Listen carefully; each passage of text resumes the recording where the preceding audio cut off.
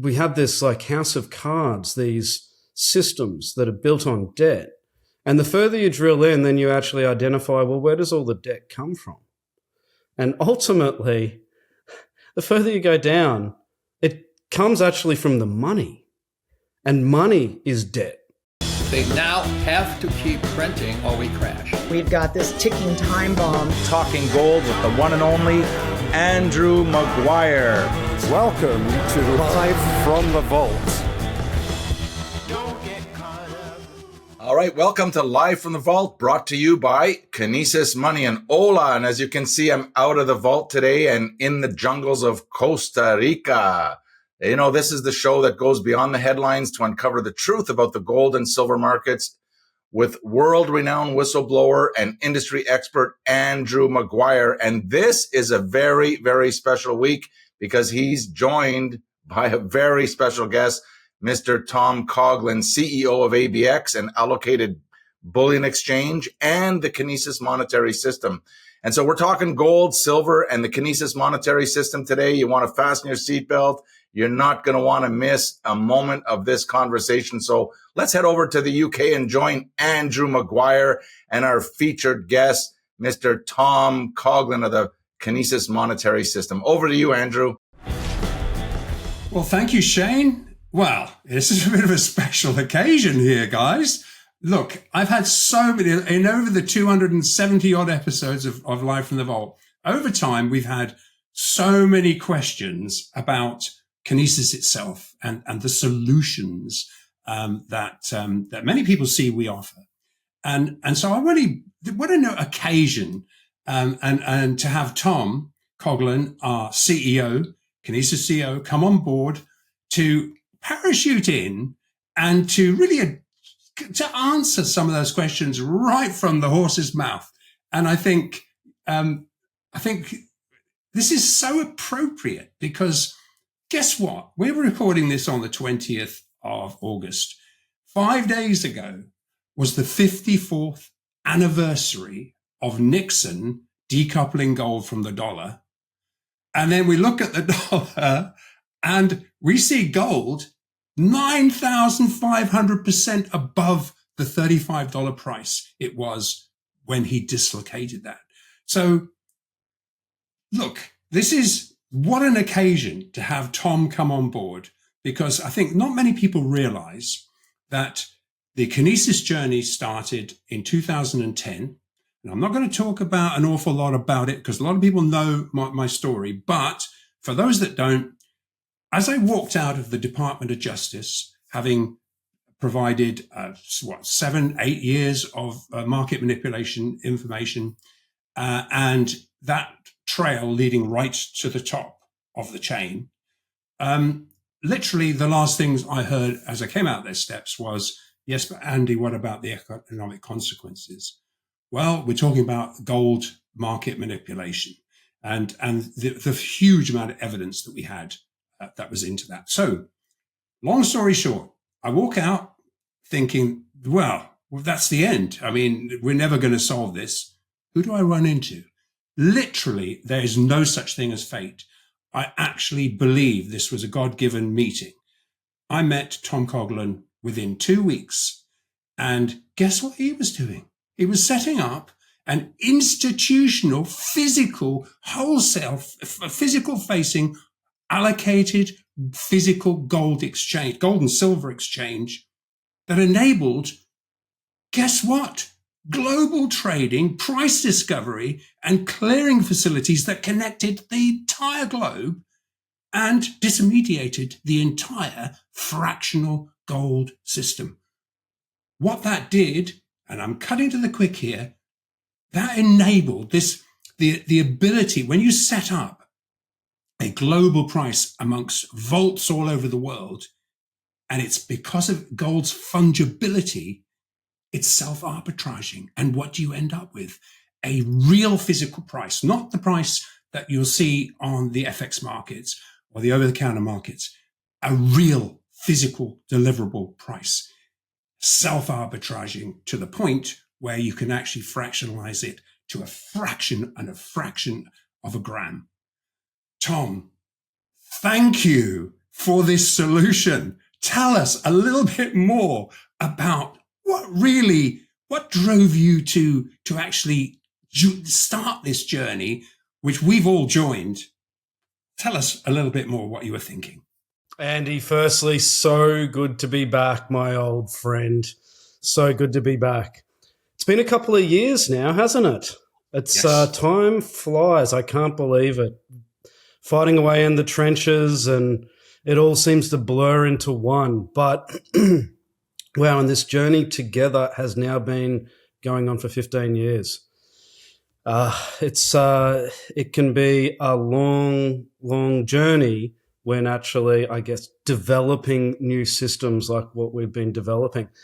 But let's get into it. Thank you for welcoming me back. I'm looking forward to, jumping in, doing a bit of a recap of where we are and how we got here, and then, getting re-engaged actually with the community as we traverse forward, because we've got so much coming. And I actually need to be able to be plugged in and engaged with the community to let them know what's coming. So thank you, Andy. Let's take it away. I'm excited. I'm fired up. Yeah, well, this is it. And I think I think to me, what so many people ask me, this is genius. How come no one ever thought of this before? And I said, yeah, but it required a little more than just a logical solution to a problem. There's also a philosophical side to this, Tom. And I think a lot of people don't understand quite the journey that brought you to bring ultimately the tightest bid-ask spreads on the planet Earth. Yeah, so yes, that's right. Rewinding back to the very early days to, I guess, how we actually got into the space, how I got into the space. And we all have our different stories. It's quite interesting actually reflecting on our stories.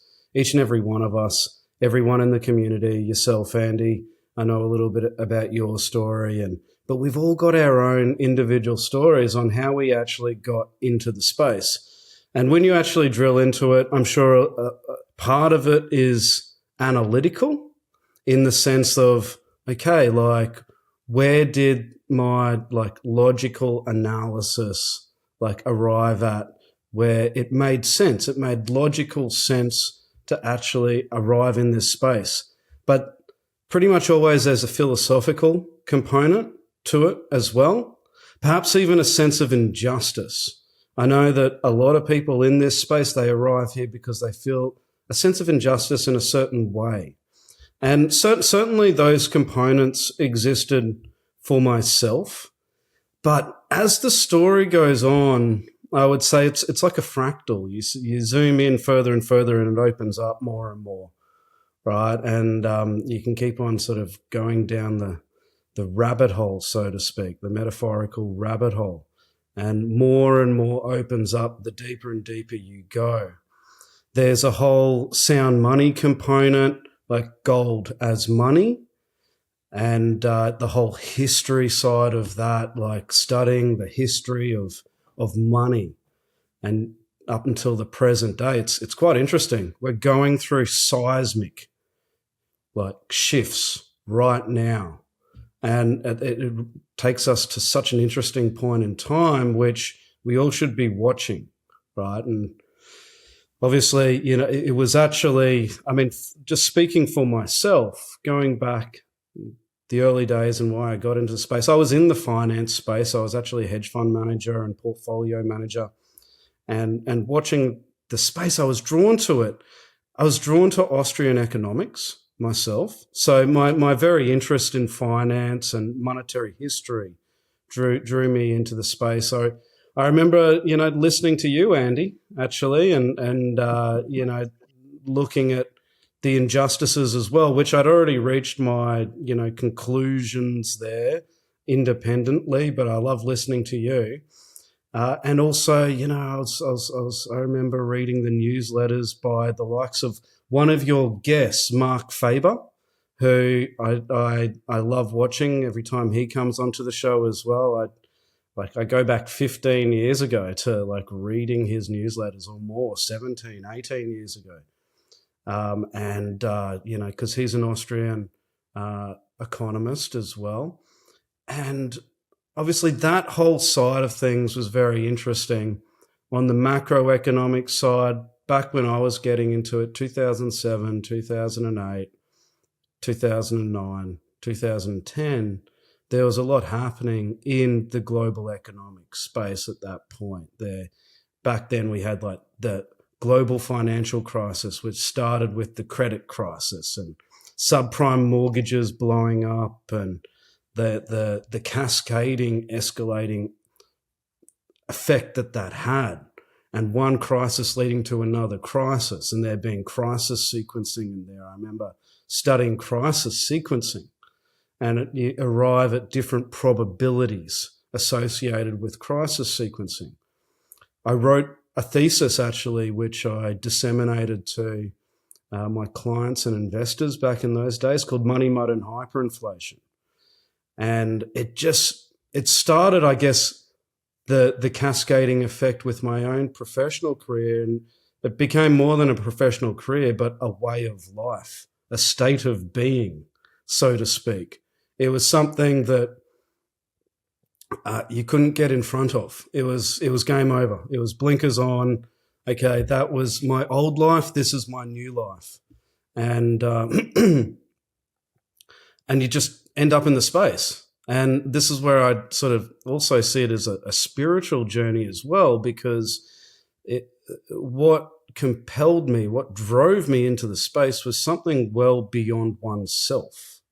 It wasn't, I got to say it, like, even though like I'd done the analytical analysis on the whole environment, it wasn't that drove me in. It was something completely different, because I let go of all what could be considered to be so-called logic as far as letting go the rest of my life. When you weigh it up against other things that people may consider to be logical, there wasn't much logic. It's like jump in the deep end, learn to swim. And that's really what happened here. And there wasn't, it was something that like just pushed me in. It was something beyond oneself. And then you find yourself in the space and completely immersed in the space. And of course, you know, we saw, you identify the solutions, and it's like the very fiber of one's existence goes about solving these problems. Sorry, you identify the problems and go about solving these problems. And so, I mean, on just going back, on one side of it, it was the whole, okay, here we are. There's basically a credit crisis and a financial crisis unfolding before our very eyes. There's banks collapsing, banks doing bail-ins, insurance companies collapsing, and there was this cascading effect. And then on the other side of it, when you sort of, you know, drill into the fractal, it's like the whole problem is debt. And debt is causing this problem on the financial side, where debt is imploding. That financial side is interfacing into every level of society, from government, corporate, individual. At the end of the day, the individual is hurting. And what is all this? We have this like house of cards, these systems that are built on debt. And the further you drill in, then you actually identify, well, where does all the debt come from? And ultimately, the further you go down, it comes actually from the money. And money is debt. And like, what kind of piss take is that? It's like complete carry on. That one is that the money that we have been programmed to actually use, which is embedded within our system, is actually debt itself. So the whole foundation, the backbone of our society and our economy is very fragile. It's built on debt. And what that does is place certain central planners and controllers in a strong level of control. But the thing is, and at the end of the day, I back the human spirit and I back the human soul, because one thing that I've learned over time, and I have seen how this has been a spiritual process for myself, is that the soul actually, it needs freedom. It's beyond desire. It's beyond these human words and qualities. It's beyond that. It just needs freedom. The inherent nature of the soul, which is really a God, it's part of God, it's free. So when we try to imprison the soul with layers of and with layers of attachments, with layers of different human emotions, greed, fear, and all these kind of human qualities that come from attachment, then there's this inherent drive to break free in some way. And I guess now my perspective of what actually pushed me into this journey, it comes back to that one word, I think, freedom. Because the soul inherently seeks freedom. So, yeah, like I may have been somewhat like disenfranchised and inspired and motivated to, you know, push against injustice. But where was that energy coming from? And so as I sort of, you know, drilled down to the actual very source of the energy that propelled me into the space, I come up with that one word, freedom.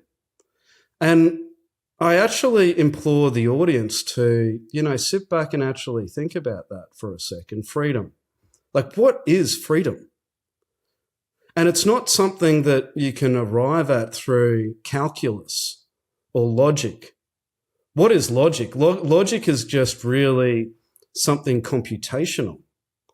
Like, we use logic to describe how a computer operates, a computer program operates. How can we arrive? Where do we come up with the concept of freedom? And for me, it's clear. It's something that is certainly well beyond, I guess, the dualistic or computational reality that most of us live in. It's something well beyond that. It comes from the soul. It comes from God. And that is something that you cannot contain. And actually, you know, it takes me back to some creative work that we did in the very beginning. There's actually a brilliant advertisement that we did on freedom. We got to dig that up. I got to dig that up sometime as well. But like, when you limit someone's freedom, there will always be pushback. And so you can only limit the freedom of the soul for a certain period of time. Humans have a way of finding creativity to break free and to opt out of oppressive systems, to find new systems that support freedom. So this is why systems that are based on control, it becomes just a game of probability. Eventually they fail. The more oppressive the system is, the sooner it will fail. Because some people may think that, you know, they can outsmart other people. And perhaps, you know, as we go into this age of artificial intelligence and the like, perhaps people think, oh, well, AI will become smarter than humans and, you know, enslave us all. And certainly, you know, there's a whole spectrum of risk there that is very interesting. But that is the game that we're here to opt out of. That video, actually, that was based on freedom is, when the game's rigged against you, it's time to change the game. And it's so true that it is time to change the game. It's been It's been high time for a very long time to change the game. And there's been developments in the monetary space that have highlighted and shone the spotlight on what our money actually truly is. Because we were born into systems that actually just programmed us. What is right, what is wrong, what is good, what is bad, what is fair, what is not fair. And it programmed us what are standards. And these programs, these norms, it's time for them to, be closely analysed. Let's put it that way. Because there are new systems which are not oppressive, that can actually harness the inherent the inherent being of the soul, and introduce decentralized technologies that are digital. And yes, a lot of people in the precious metal space, and I get it, because I have a little bit of that in me as well. Like, if you don't hold it, you don't own it, because it keeps things nice and simple, right? Like holding it, owning it. But there's a whole host of problems as well, because you have a gold bar at home, and it's quite difficult to actually use that as money, particularly in societies that have outlawed it, like physical cash and as money, and it's very difficult. So we live in a digital age. So my view is, well, let's use the technology to the best that we can to push back against these oppressive systems in this digital age, in the new age. So, this is where I've sort of seen it incumbent upon myself to, push these different systems out. Initially, it started, Andy, and I don't mean for this to be a monologue, with ABX, and that's how we got introduced to each other. Yes. ABX, it was solving a whole host of issues, and what we were doing with ABX, like, funnily enough, and if one was to read my thesis on money, mud, and hyperinflation, it comes from that sound money background where, like, I've always considered gold as money. Gold does not have debt attached to it. Gold does not have counterparty risk attached to it. Whereas fiat currency is an IOU. At the end of the day, you drill into how the fractional reserve banking system works, and you understand that like fiat is an IOU. So, with that being the case, we built out a global exchange which had price discovery in all different locations around the world, called, loco, like pricing and trading, and connected them all, because like different locations all around the world have pricing differentials. Now, the banks used to basically maximize these pricing differentials to do what was called loco swaps, and make a hell of a lot of money doing a loco swaps, like tapping one liquidity pool in one location into another liquidity pool in another location. Loco swap, loco swap, loco swap. These things weren't available to the average person. So we actually turned on the ABX that made it available. And we contend that to this day there has been a flattening of different pricing differentials in different locations around the world. And perhaps we've played a little bit of a role in that, perhaps we haven't. But we had the system that did help assist in flattening of the prices. You still have differentials, like due to various different reasons. For example, in Istanbul, Turkey, they have, capital controls and quotas around gold imports, exports. So you've got like somewhat of a dislocated market there. But it's a huge physical center. Same with Dubai, same with Hong Kong. Huge physical center. You can move more physical in Hong Kong, Dubai, and Istanbul than you can certainly in London and New York, because they're not real physical locations. They're really derivative locations, as you know very well, Andy. They're playing the paper game. So the journey of ABX, that's what got us all into the space.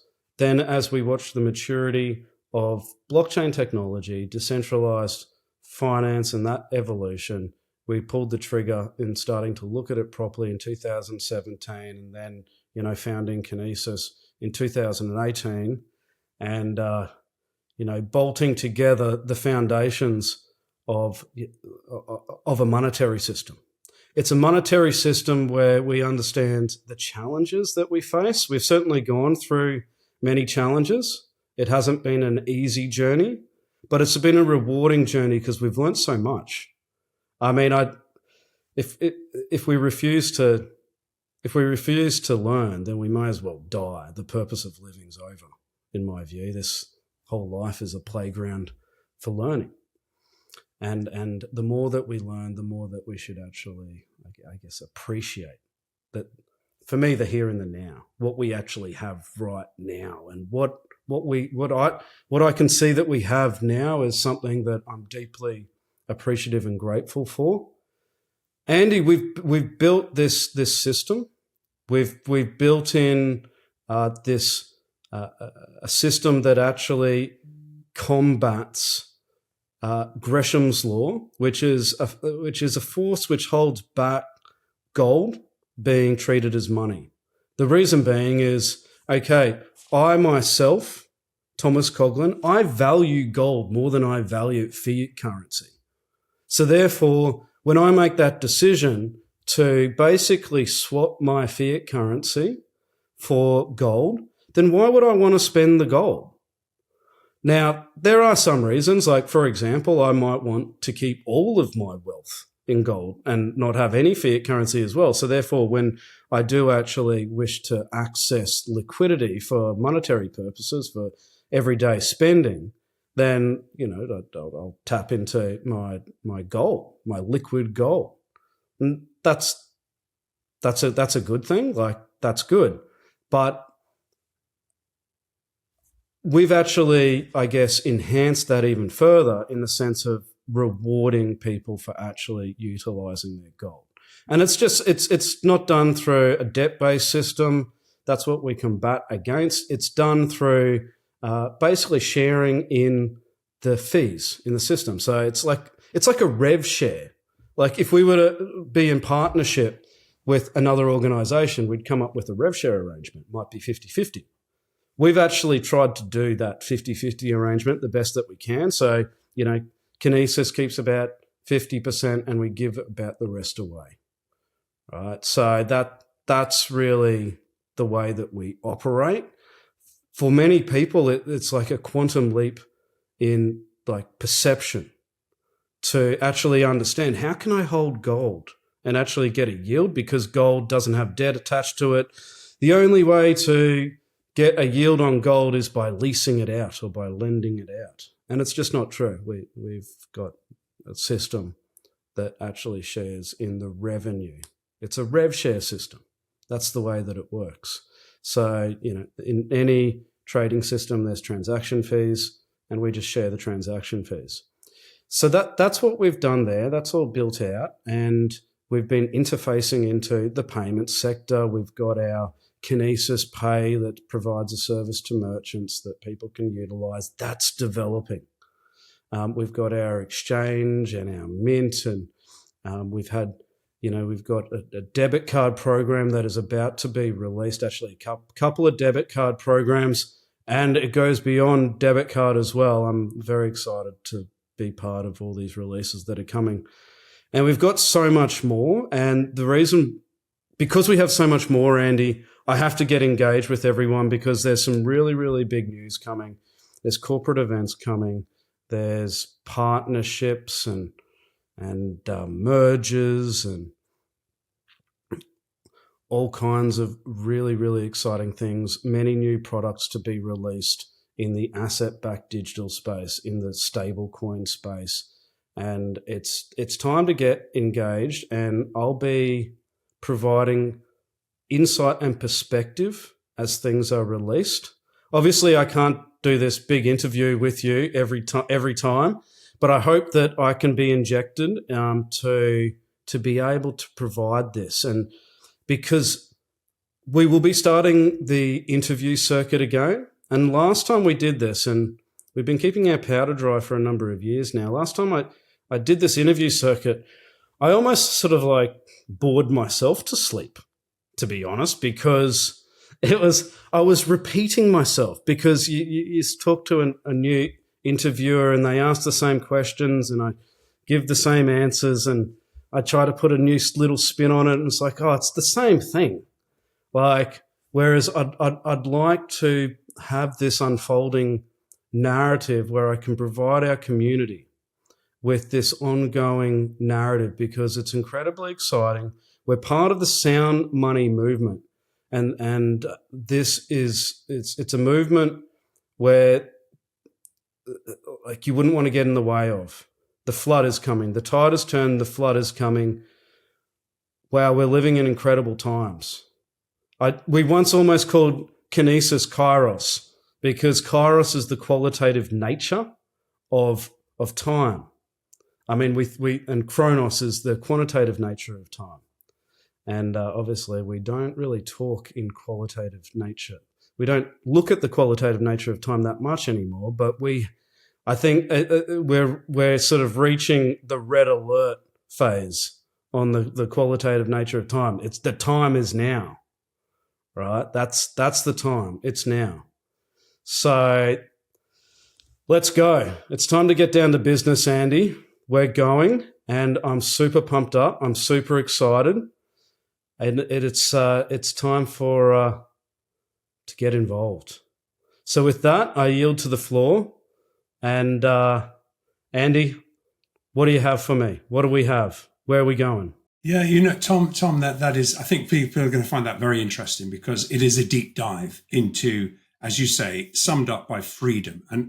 But how does the average person? Yes, we see this. We see the debt problems. We see spiraling out of control. We see our fiat currencies debasing to zero at some point. The whole thing is falling apart. The banking system is broken. But what does the average person, where's the solution? How does the average person opt out?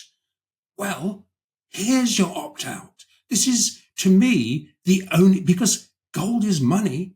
Where else are you going to be able to, and as I say, the ability for the whole journey from institutional grade, tightest spread, physical wholesale exchanges, leading to a fractionalized price, i.e., fully allocated, sitting off the balance sheet of Kinesis, audited, your goals there. It's wrapped in all of these audit processes. So what I need to know is I can actually put my fiat money, what little fiat money I need for daily groceries, or even put it all in and use it to spend. But essentially, it's about wealth protection right now. The average person is saying, well, am I looking to make money? No. What you need to be thinking about right now is, how do I opt out to protect what wealth I have already? I mean, I walk around with a sovereign here, and I speak to people, and they say, oh, isn't gold volatile? Okay, here's my sovereign. In 1930, 1-to-1, I could swap that for £1. It's over £600 right now. I mean, come on. I mean, and people go, oh, wow, I had no idea. Yeah, did that gold change? No, nothing changed. And that's the whole point. Gold doesn't change.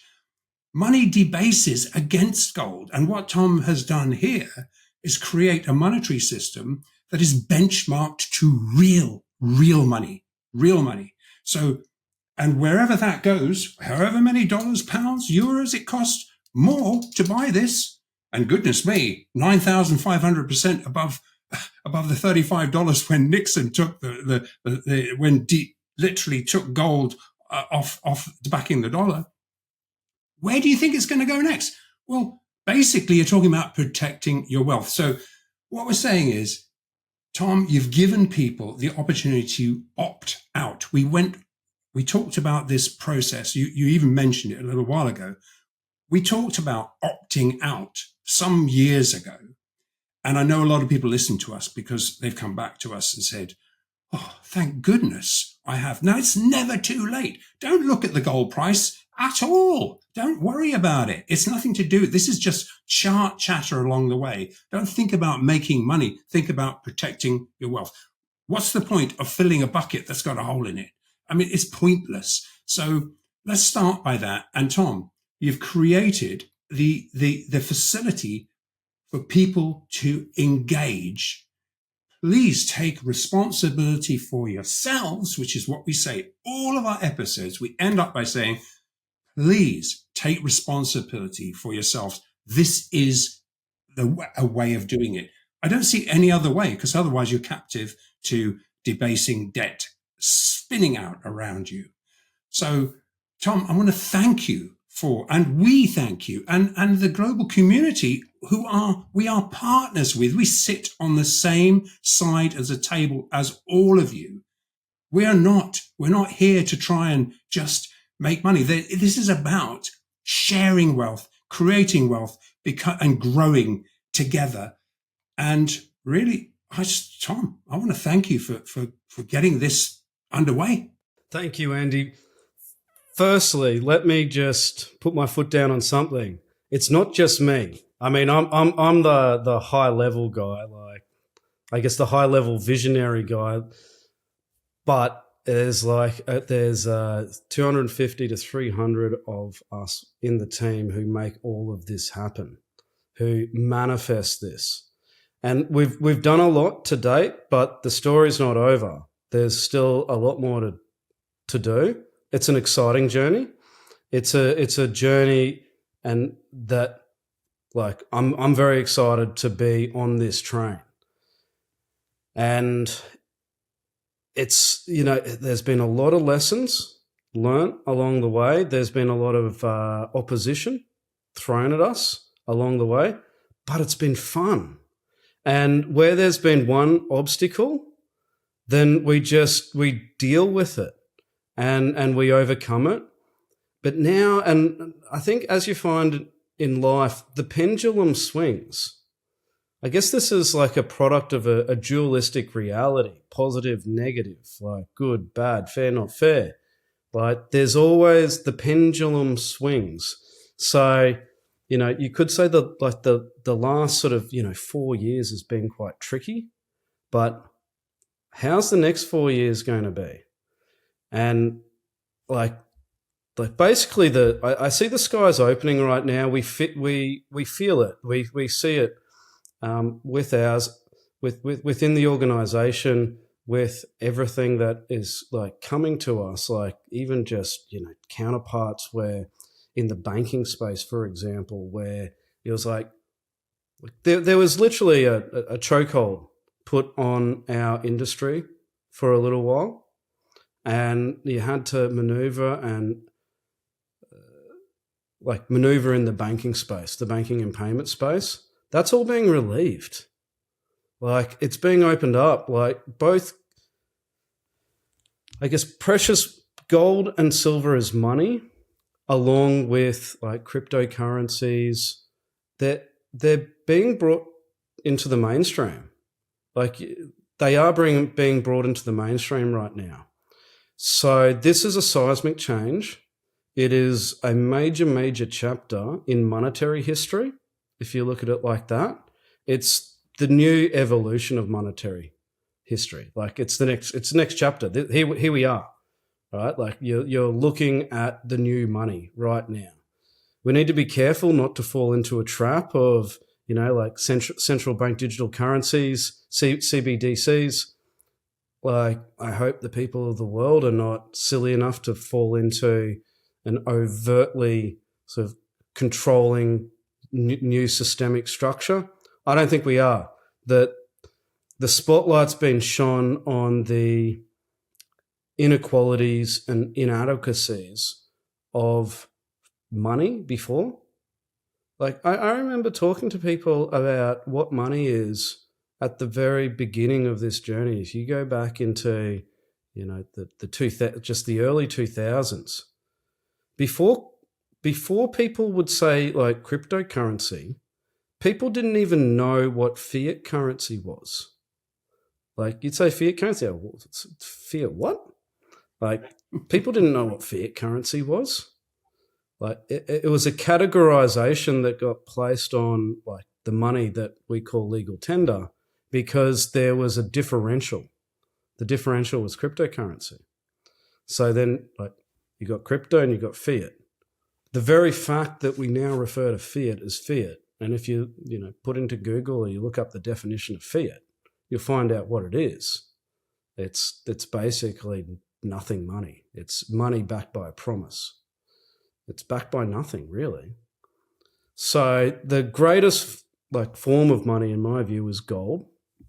It is the most effective store of value, and that's empirical, an unimpeachable fact.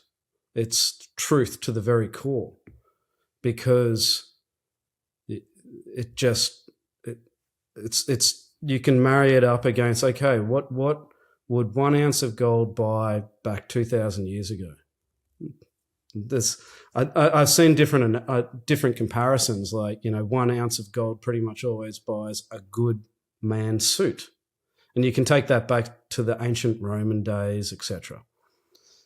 So when you actually compare gold to everything else, nothing compares. Everything has a failure point. Now, there are different arguments for the likes of, say, for example, Bitcoin. Like, does Bitcoin become the reference price for the rest of cryptocurrencies and et cetera out there? Yeah, maybe it does. Maybe it is at the moment. But the technology, because it is technology, it does become somewhat obsolete up against new technologies. So technology in the blockchain space will continue to evolve and continue to improve. And the Bitcoin technology will stay the same. Like Bitcoin's Bitcoin. Yeah, you can have overlays and layers and layer 2 stuff and that kind of stuff. And at the end of the day, it's pretty old tech, Bitcoin, and it's slow and expensive and stuff like that. But maybe it's a reference point. Maybe the big end of town likes it. Like I have two minds on the whole Bitcoin thing, but it's not an effective medium of exchange, I would say. So Bitcoin itself is actually pretty hopeless money. So I wouldn't actually look at Bitcoin as money because it fails. It pretty much fails like effective store of value and efficient medium of exchange because it's so volatile. Where gold is not so volatile. It's had some, hairy moments here and there because it gets pushed around by the derivatives market.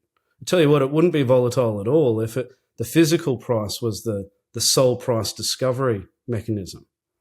But because, there's derivatives overlaid, then the derivative price gets pushed and pulled around. And, that's just the case. We look at the derivative price. A lot of the time we're not looking at the physical price, and that's a whole another kettle of fish that I know that you've explored, and done deep dives on, Andy. So here we are, this is the problems that Kinesis is, not trying to solve, but solving. We're doing it. We are on the journey to reach that critical mass where we become a household name. There's major things coming down the pipeline. Hence, I'm going to be make regular appearances here to give everybody updates because there's going to be an overwhelming amount of information coming down the line. And I need to be talking to you guys to help explain it all because there's a lot of game-changing stuff in there. Stuff that we've never spoken about before, stuff that hasn't been seen in the space, actually. So new innovative ideas, and this goes to, okay, like when you encounter opposition and obstruction, then the human soul finds a way to create, to find ways beyond. And that's really what we've we've done here, Andy. That's what we're doing. Yeah, and along the way, one treads on a few toes, and I think it's what happens, isn't it? And I think also, as you say, we've had entire administration. I think the entire Biden administration to that period. Do you know what amazes me? And I think I talked about this on recently. Is that before there was a lot of people attempting to kind of do what we were doing, but you know what? They didn't have the critical thing, which was having a series of vaults around the world that would actually generate an actual real physical price, i.e., a bit like what the SGE does and some of these now physical exchanges are also doing. But we led the way here. Kinesis led the way because in order, you have to own a physical bar, a physical piece of gold before you can offer it for sale. And you need to be ready to fully buy that bar. So therefore, a price emerges. And I know that was part of your 2010 dissertation. A price will emerge, you said. And it has. And I think, and that was the point until it could, and be fractionalized to the degree that it can actually be used to buy a Starbucks coffee or even less. Or a Learjet. I mean, it doesn't matter. There's no limitation. Gold has no limitations. So I think having done that has really, and also along that journey, and really, so what I'm saying is become part of the solution. Join us, become part of the solution that has that philosophical side, that does chase freedom, that creates freedom. And we together, the more of us that sit on the same side of the table, the more of us that generate this, we all share in it. You can see it's visible. Nothing's hidden. All the pools are shown live. You can actually see where the money's coming in and who's getting what percentage. And it's like, you need to go and check out exactly how it works. But essentially, it even goes further than that. And what really, really, really pleases me sometimes is that before Kinesis, and people can argue this. I would argue that this is a fact. Before you could actually generate a physical gold price, because of gold's fungibility and because the same piece of gold all over the world, forget what the fiat pricing is or the Bitcoin price is related to it, forget what it is. It is the same price all over the world. If I pull out a piece of gold, doesn't matter what country I am, I might be in the smallest region in the world. It is exactly the same price. Not because the over-the-counter market says it, but because Kinesis says it is. Because that's a real price. And so what really pleases me is that when the guy who digs it out of the ground comes out of the bush and he holds his phone up and he sees the price, no longer is he going to get only half the value for it because the over-the-counter price was not the physical price, and then you play that game and then not get paid for 6 months probably by the broker, by the dealer. We've almost eradicated that system. What you're talking about with the system and it being BS. Like all you really need to do to understand that is just think like, am I pissed off? Most people are pissed off by something, right? It's being caught in the matrix, like the matrix, which is this web of cause and effect, this energetic web of cause and effect that imprisons the mind. It's specifically designed to imprison the mind. And it's been put together by very clever people, but it's also organic. Like it's people and throughout the ages, they've put together systems and structures in order to protect what they deem to be theirs and what they deem to be rightfully theirs.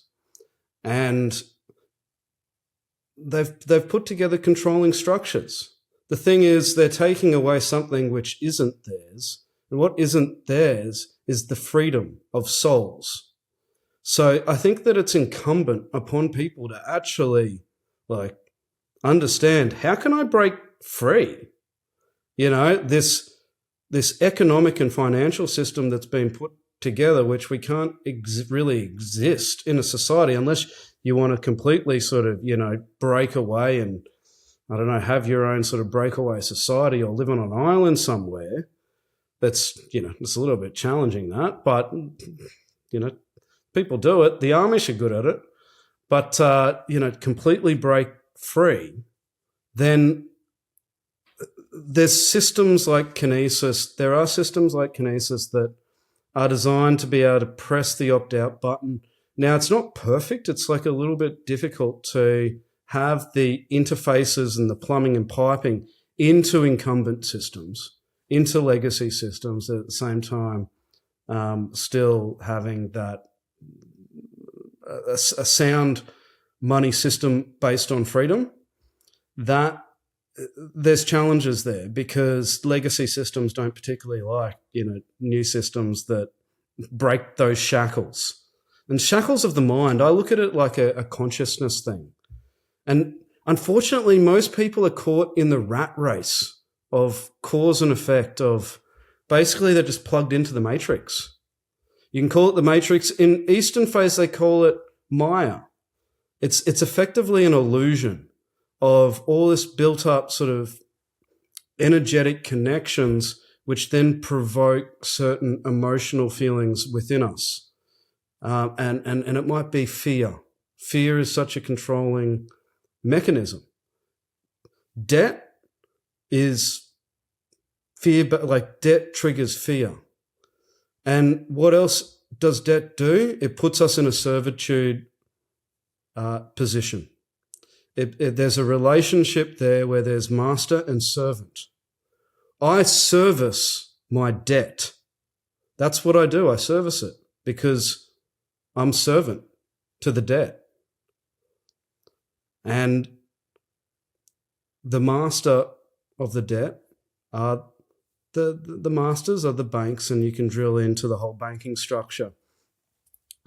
But it's time for people to basically take control of their own destinies and become their own masters. And this is how that we've found what we can do within the matrix to empower people. Sometimes it's good to transcend above the matrix. I make the analogy of, okay, we can, do our best analyzing the forest from the forest floor. Perhaps, which direction do we want to head in? Which is the right direction? And it's sometimes a little bit challenging to see from the forest floor. But if we ascend above the forest and the canopy and the tree line, and we look at where the actual forest takes us, and it's easier to see. But we're still needing to live in the forest. So we look at Kinesis, we like to be a bit of we consider ourselves a bit of an outlet valve. That's where the whole sort of, opt-out thing came from, where we are fostering the principles of freedom. And, like when you drill into our vision, our mission, our objectives, the pillars that we actually formed the whole company around, and if they resonate with you, because I consider them to be the most important things, that's why we built the systems, architected them, then, Kinesis could very well be a good home for you. We have a fantastic community. And I look forward to, continuing the conversation, giving updates. I welcome everybody new as well.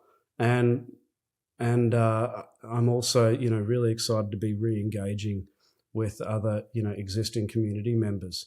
Well, thanks, Tom, for sharing your time today and for the update. I know everyone's going to be really keen. We had so many questions. You've answered them absolutely perfectly. Please join us again soon when we've got more to talk about. Thank you, Andy. Bless you.